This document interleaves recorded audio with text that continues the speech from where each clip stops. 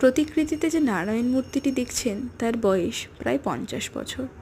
আজ থেকে প্রায় 50 বছরেরও বেশি আগে আমাদের বাড়িতে এই পুজো প্রচলন হয়। এখনও প্রত্যেক বছর ঠিক বুদ্ধ পূর্ণিমার দিনে এই পুজো আমাদের বাড়িতে করা হয়ে থাকে।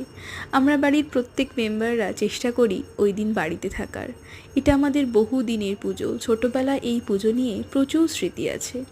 আমি আর আমার দাদা ছোটোবেলায় পরিষ্কার জামা কাপড় আগে থেকে রেখে দিতাম যাতে আমরা এই দিনে পরতে পারি।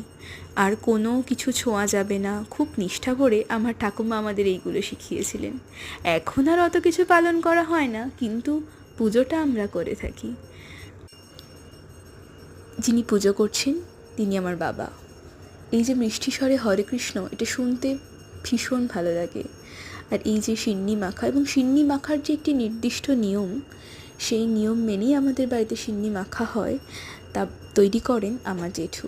এছাড়াও পুজোর যাবতীয় যা কাজকর্ম সেগুলি করেন আমাদের মা জেঠিমারা, এবং সেগুলি অবশ্যই আমার ঠাকুমার সেই পুরানো নিয়ম মেনেই এখনও হয়ে চলেছে।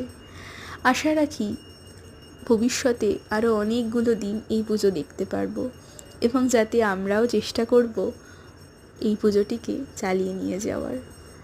এই পুরানো বাড়ির মধ্যে একটা অদ্ভুত মিষ্টতা আছে যা আমাদের এই গোটা পরিবারটাকে একসাথে বেঁধে রাখে। এই পুজো তার অন্যতম একটি অংশ।